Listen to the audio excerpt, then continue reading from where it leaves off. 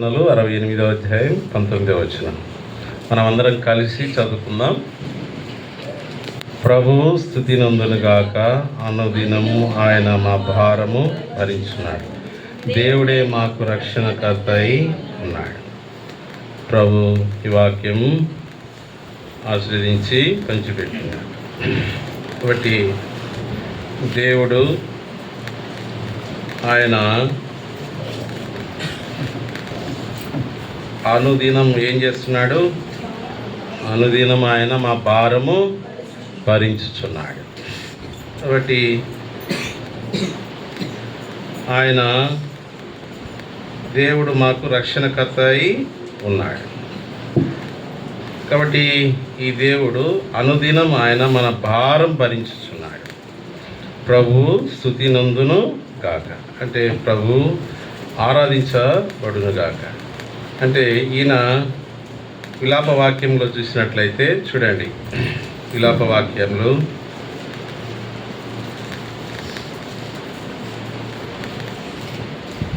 మూడో అధ్యాయం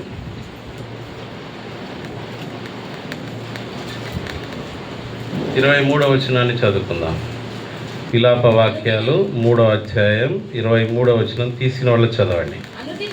అనుదినము నూతనముగా ఆయనకు వాత్సల్యత పుట్టుచున్నది.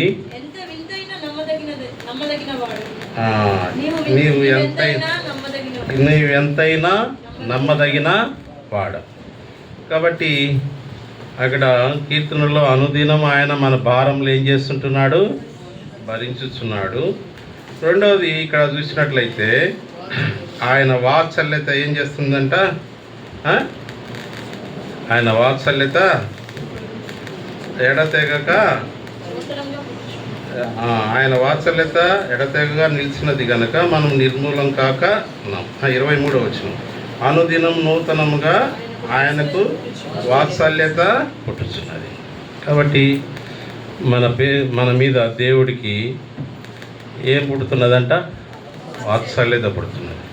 అది కూడా ఎలా పుట్టుతున్నదంట? నూతనముగా పుట్టుతున్నది.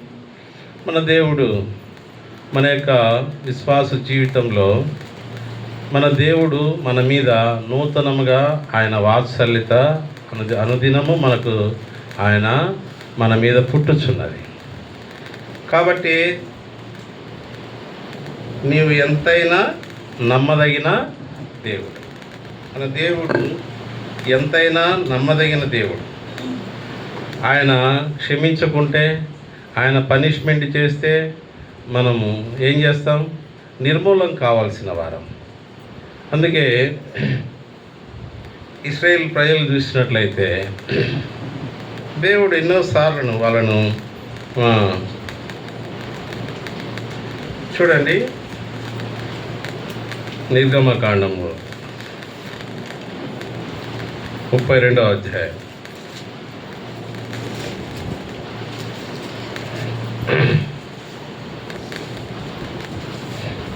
వాళ్ళు ఏం చేసుకున్నారు? అక్కడ 32వ అధ్యాయం మొదటి వచనం చూసినట్లయితే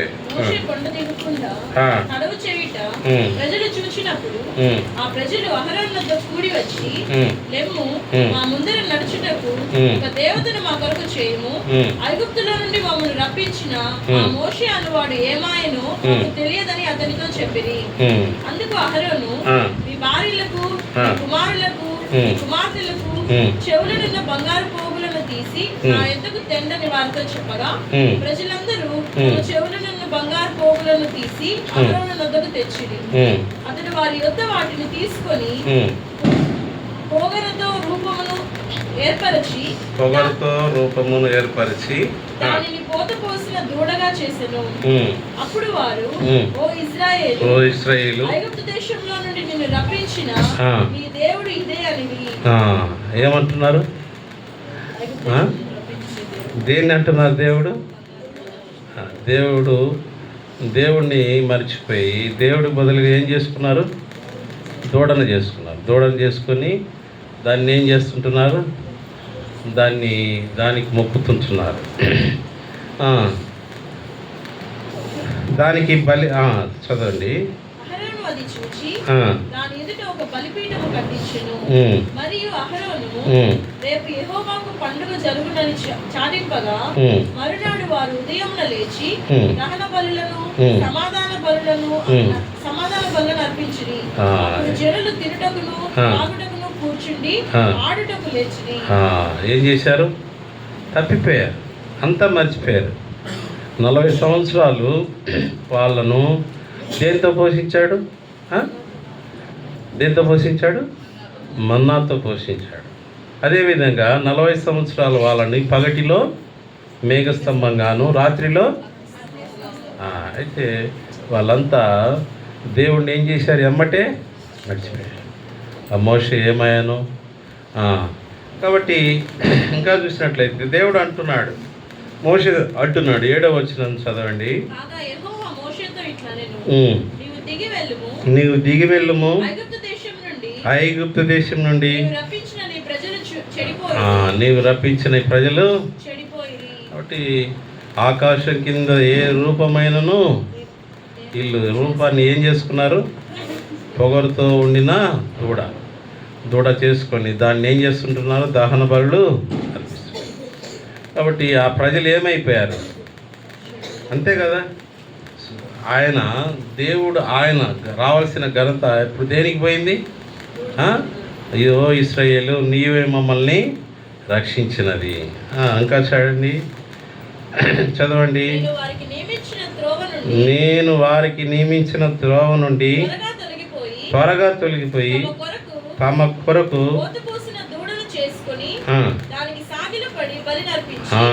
దానికి సాగిలపడి బలి నర్పించి, ఓ ఇశ్రాయేలు, ఐగుప్తు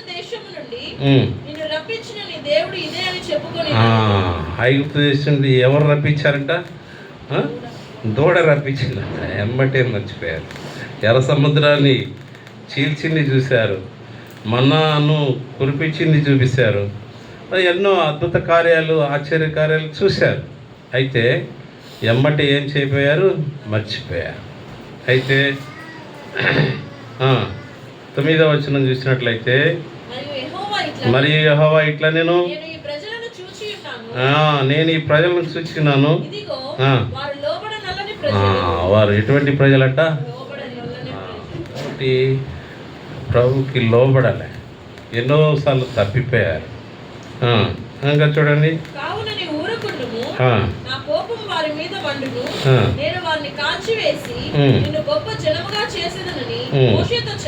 మోషేతో చెప్పగా దేవుడని యెహోవాను బతిమాలుకొని, యెహోవా నీవు మహాశక్తి వలన బాహుబలము వలన ఐగుప్తు దేశంలో నుండి రప్పించిన నీ ప్రజల మీద నీ కోపం మండనేలా?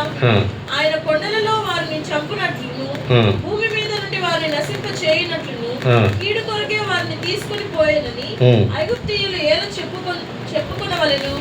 నీ కోపాగ్ని నుండి మల్లుకొని నీ ప్రజలకు కీడు చేయక దాని గురించి సంతాపపడు. దాని గురించి ఏం చేయి?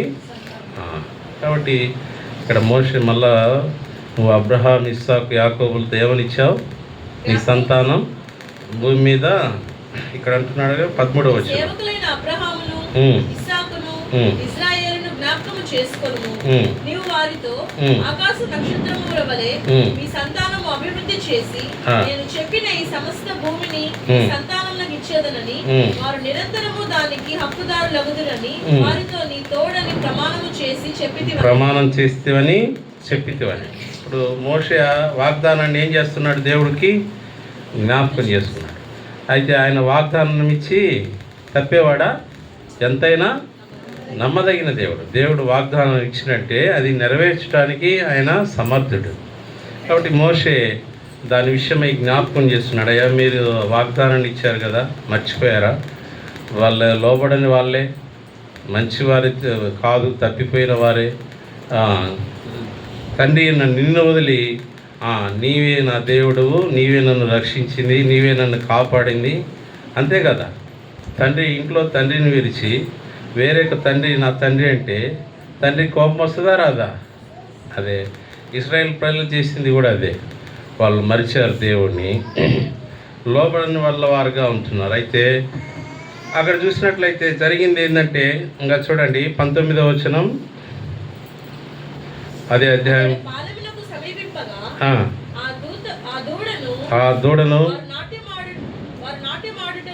నాట్యమాడుటను చూచెను. అందుకు మోషే కోపం మండెను. అతడు కొండ దిగువను తన చేతుల్లో నుండి ఆ పలకలను పడవేసి పగలగొట్టెను. మరియు అతడు వారు చేసిన ఆ దూడను తీసుకొని అగ్నితో కాల్చి పొడి చేసి నీళ్ళ మీద చల్లి ఇశ్రాయేలీయుల చేత దాన్ని త్రాగించెను.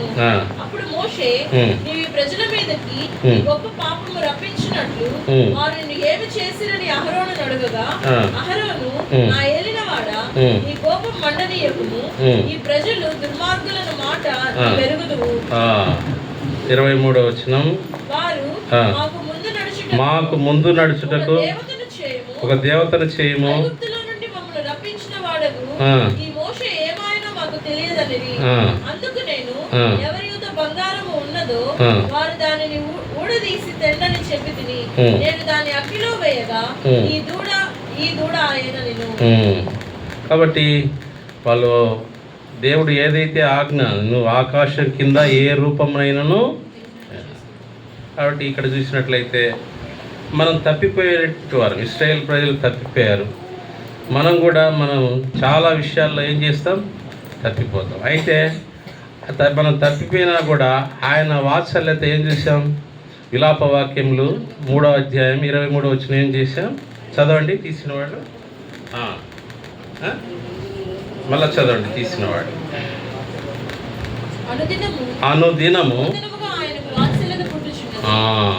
కాబట్టి నూతనంగా మన మీద ఏం చేస్తున్నాం, మనం ఎన్నోసార్లు తప్పిపోయేలాగా ఇశ్రాయేల్ ప్రజలైనా తప్పిపోయింది. మన హృదయంలో, మాటల్లో, ఆలోచనలు, తలపు ప్రతి విషయంలో తప్పిపోతూ వస్తున్నాం. అయితే ఆయన మన మీద అనుదినము ఆయన వాత్సల్యత ఎట్లా ఉందంట, నూతనంగా.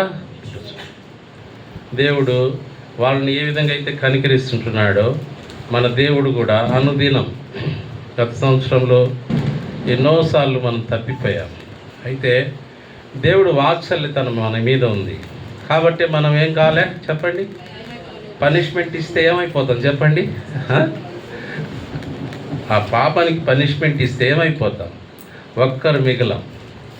అయితే ఆయన వాత్సల్యత మన మీద ఏం చేస్తుంది, నూతనంగా పుడుతుంది. మన మీద పుడుతుంది. భార్య భర్తలు ఉంటారు, పెళ్లి చేసుకున్న 5 సంవత్సరాలకి 5 సంవత్సరాల్లో ఒక ప్రేమ ఒక రకంగా ఉంటుంది, తర్వాత 10 అయిపోయేలకి ఇంకొక రకంగా ఉంటుంది. నూతనంగా వాత్సల్యత పుడుతుంది వారి మధ్య. పోయే కొద్దీ ప్రేమ తగ్గుతుందా ఎక్కుతుందా చెప్పండి, తగ్గుతుంది. అయితే మన దేవుడు మన మీద ఉన్న తన యొక్క ప్రేమ అనుదినము, తన యొక్క వాత్సల్యత ఎట్లా ఉందంట, నూతనంగా ఉంటుంది. అందుకే ఆయన దేవుడు, క్షమించుటకు సిద్ధ మనసు కలిగిన దేవుడు. కాబట్టి ఆయన అనుదినము ఆయన వాత్సల్యత మన మీద నూతనంగా పుట్టుతున్నది. కాబట్టి మనం నిర్మూలం కాకుండా. కాబట్టి ఇది మొదటి పాయింట్. రెండో విషయం చూసినట్లయితే 3 విషయాలు జ్ఞాపకం చేసుకొని మనం ఆరాధనలోకి వెళ్దాం. 12:30 అవుతుంది కాబట్టి. రెండోది, ఇప్పుడు రండి, కీర్తనలు 68:19 మరలా చదవండి. 68:19.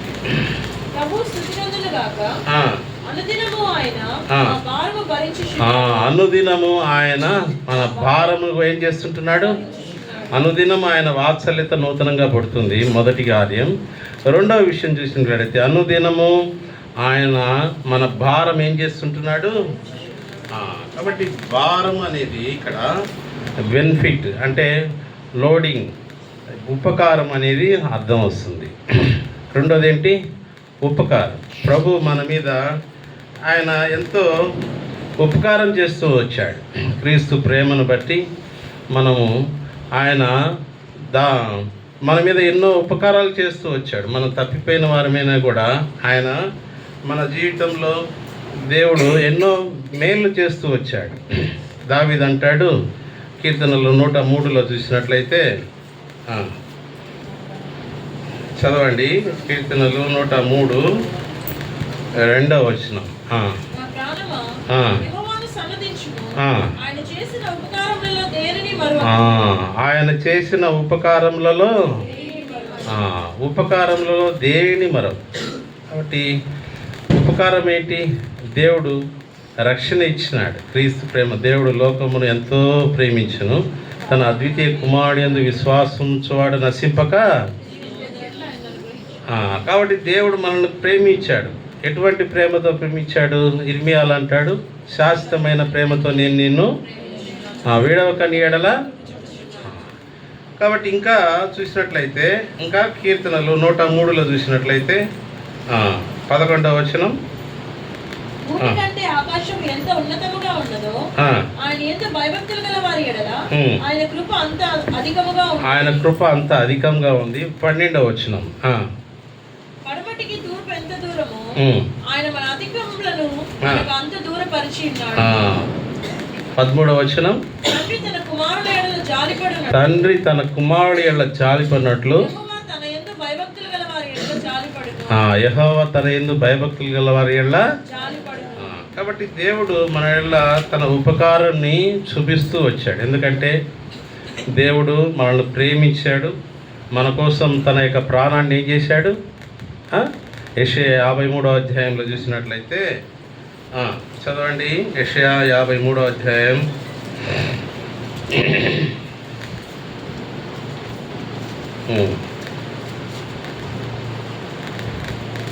53వ అధ్యాయం చూసినట్లయితే 10వ వచనం, అతన్ని నలగొట్టుటకు యెహోవాకు ఏమైందంట? నలగొట్టబడుతూ వచ్చాడు.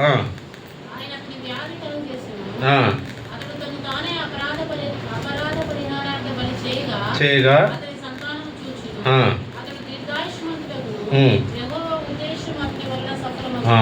కాబట్టి ఆయన నలగొట్టబడుతూ వచ్చాడు. అతన్ని నలగొట్టకు యెహోవాకు ఎందుకు నలగొట్టుబడిచాడు? యోహాన్ గారు అన్నారు కదా 1వ అధ్యాయంలో 29వ వచనం ఏమంటాడు? లోక పాపం మోసుకుని దేవుని. కాబట్టి మన పాపాన్ని మోసినాడు. రెండవది మన శిక్షను తప్పించినాడు. మూడవది మనం పనిష్మెంట్ కావాలి, అయితే దాని నుండి తప్పించి ఉగ్రత నుండి తప్పించాడు. ఉగ్రత నుండి అంటే దేవుని యొక్క కోపం మన మీద ఉంది. దేవుని యొక్క కోపం మన మీద ఉంటే ఆ కోపాన్ని దేవుడు యేసుక్రీస్తు ప్రభు ద్వారా తొలగించబడింది. ఆ యొక్క పాపాన్ని, శాపాన్ని, ఆ దోషాన్ని అంతా తన మీద మోపుకున్నాడు. కాబట్టి ఆ యొక్క కోపం అంతా ఏమైపోయింది? తన మీద వేసుకున్నాడు. అందుకే యెహోవా తనకు అతన్ని నలగొట్టకు యెహోవాకు. ఇంకా చూసినట్లయితే 5వ వచనం కూడా చూసినట్లయితే మన అతిక్రమ క్రియలను బట్టి గాయపరచబడెను, అతడు గాయపరచబడెను, మన సమానార్థమైన శిక్ష అతని మీద పడెను. కాబట్టి మన సమానార్థమైన శిక్ష ఎవరి మీద పడిందంట? ఆయన మీద పడింది. అతని మీద పడెను అంటే యేసుక్రీస్తు వారి మీద పడింది. కాబట్టి వీళ్ళరా ఆయన 5వ వచనంలో మన దోషములు బట్టి నలగొట్టబడెను, అతడు పొందిన దెబ్బల చేత మనకు. కాబట్టి 6వ వచనంలో 3వ భాగం చూసినట్లయితే యెహోవా మన అందరి దోషములు ఆయన మీద మోపండి. అందుకే లోక పాపమును మోసుకుని దేవుని. కాబట్టి ఇది ఉపకారంలే. ఆయన మన భారమును, భారం అంటే బెనిఫిట్ ఈక్వల్ టు లోడింగ్ అంటే ఉపకారం. ఫస్ట్ వాత్సల్యత, రెండవది ఉపకారములు, మూడవది ఏంటి? ఇప్పుడు రండి, కీర్తనలు 68:19. కీర్తనలు 68వ అధ్యాయం. ప్రభు స్తుతి నందును గాక. దేవుడే మనకు రక్షణకర్త అయి ఉన్నాడు. కాబట్టి ఇక్కడ ఆయన అనుదినం ఆయన మన భారం భరించున్నాడు. దేవుడే మనకు రక్షణకర్త అయి ఉన్నాడు. కాబట్టి ఈ దేవుడే మనకు రక్షణకర్త అయి ఉన్నాడు. అనుదినము ఇక్కడ చూడండి, మత్తయి సువార్త 6వ అధ్యాయం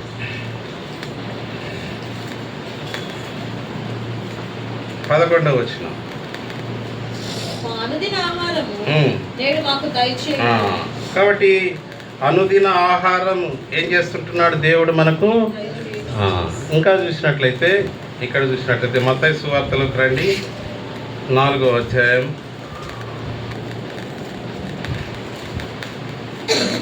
4వ వచనం చదవండి. అందుకు ఆయన మనుషుడు రొట్టె వలన మాత్రం కాదు కానీ దేవుడి నోటి నుండి వచ్చే ప్రతి మాట వలన ఏం చేస్తున్నాడు. కాబట్టి మనం అనునిత్యము ఏం తింటాం, దేవుడి వాక్యాన్ని ఏం చేస్తాం. మనుషుడు రొట్టె వలన మాత్రం జీవించాడు కానీ ప్రతి మాట వలన ఏం చేస్తున్నాడు. దేవుడు వాక్యం అనేది ఆహారంతో మరి పోల్చినాడు. ఇక్కడ కూడా దేవుడు మనము మనుషుడు రొట్టె వలన మాత్రం జీవించాడు కానీ దేవుడి నోటి నుండి వచ్చే ప్రతి మాట వలన జీవించాడు. కాబట్టి దేవుడు వాక్యం అనేది మనకు ఆహారంతో కూడుకున్నది. ఇక్కడ యోహాను సువార్తలో 1వ అధ్యాయం 1వ వచనంలో చూసినట్లయితే, ఆదియందు వాక్యం ఉండెను, వాక్యం దేవుని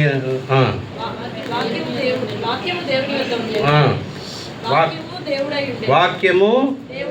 కాబట్టి దేవుడు వాక్యం ద్వారా దేవుడు మనల్ని అనుదినం ఏం చేస్తుంటున్నాడు. అనుదినం మనం బైబిల్ చదివేటప్పుడు ప్రతిరోజు మనుషుడు రొట్టె వలన మాత్రం కాదు కానీ దేవుడి నోటి నుండి వచ్చు ప్రతి మాట వలన ఏం చేస్తాడు. కాబట్టి అనుదిన ఆహారం దేవుడు మనకు ఏం చేస్తుంటున్నాడు, దయచేస్తుంటున్నాడు.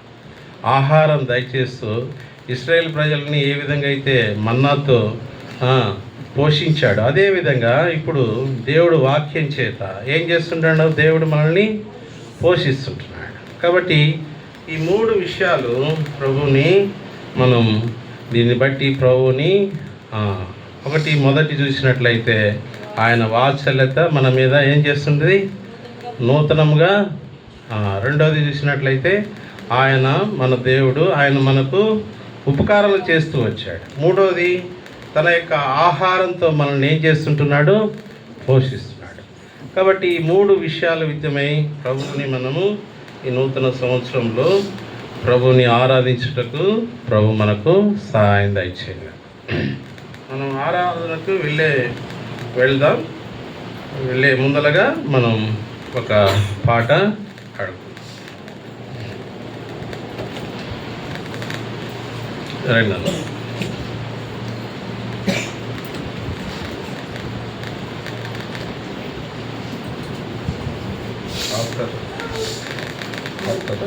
రండి.